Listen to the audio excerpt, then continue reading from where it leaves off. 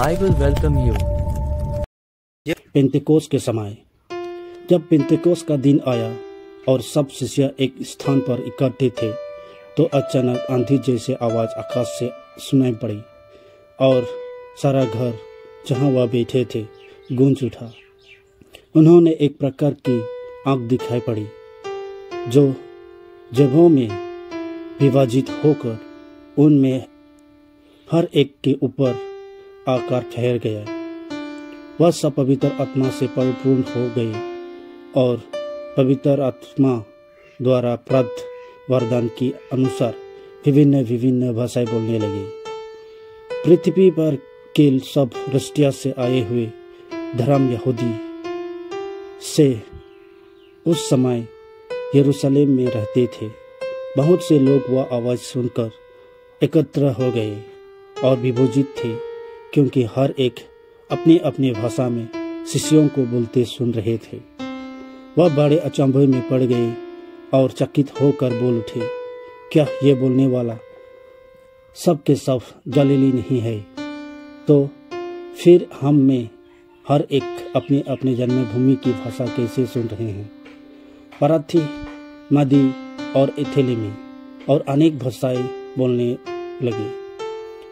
कृति और अरब के निवासी हम सब अपने अपने भाषा में इन ईश्वरों की महान करेजा का बखान करते सुन रहे हैं। सब के सब बड़े अचंभे में पड़ रहे कर चकित हो गए और एक दूसरे से कहते थे, यह क्या बात कर रहे हैं? खुद लोग उपवास करते हुए कहते थे, या तो नई अंगूरी पी कर मतलबी है। पतरस ने गिरोह के साथ खड़ा होकर लोगों को संबोधित करते हुए ऊंचे स्वर से कहा, यदि यहूदी भाइयों और यरूशलेम के सब निवासियों, अब मेरे बात ध्यान से सुनो और यह जान लो कि यह लोग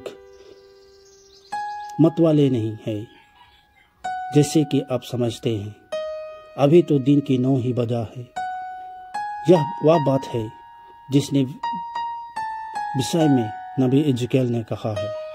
प्रभु वह कहता है, मैं अंतिम दिनों से सब शरीरधारियों पर मैं ऊपर आकाश में उतारूंगा, चमत्कार देखूंगा तुम्हारे और नीचे पृथ्वी पर जिन्हें भविष्यवाणी करेंगे और तुम्हारी नवयुवक अग्नि दिव्य दर्शन हुए धुआं और तुम्हारे बड़े महान कथा कफन देखेंगे।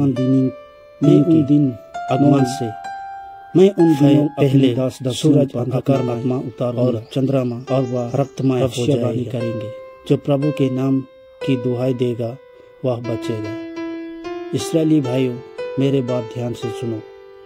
आप लोग स्वयं जानते हैं कि ईश्वर ने इस नजर के द्वारा आप लोगों के बीच कितनी महान कार्य, चमत्कार एवं जिन्हें दिखाया है। इससे यह प्रमाणित हुआ है कि ईश्वर के और आप लोगों के पास भेजा गया था। वह ईश्वर के विधान तथा पूर्व ज्ञान के अनुसार पकड़वाए गए और आप लोगों ने हाथों से उन्हें क्रूस पर चढ़ाया और मार डाला। किंतु ईश्वर ने मृत्यु के बंधन खोलकर उन्हें पुनर्जीवित किया। यह असंभव था कि वह मृतकों के बस में रह जाए, क्योंकि उनके विषय में दाऊद यह कहता है, प्रभु सदा मेरे आंखों के सामने रहता है। पेंतेकोस का ये सुसमाचार प्रेरित चरित्र अध्याय 2 और 2:1 से लेकर 28 तक लिया गया है। अब चाहिए तो बाइबल खोल के पढ़ सकते हैं।